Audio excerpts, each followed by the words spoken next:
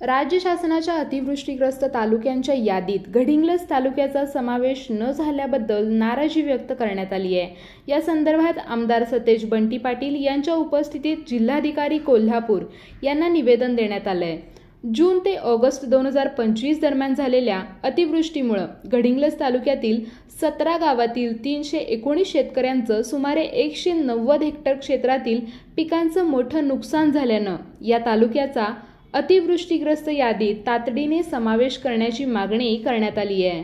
या प्रसंगी सुनील शिंत्रे, अमर चव्हाण, कॉम्रेड संपत देसाई, सोमगोंडा आरबोळे, प्रशांत देसाई, बसवराज आजरी, गणेश कुरुंदकर, अवधूत पाटील आदी उपस्थित होते।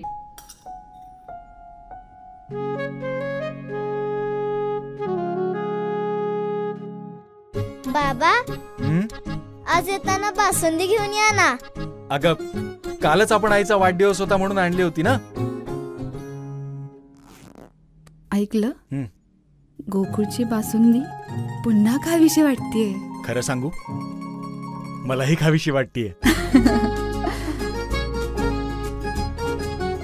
पुन्हा पुन्हा खावीशी वाटणारी गोकुळ बासुंदी।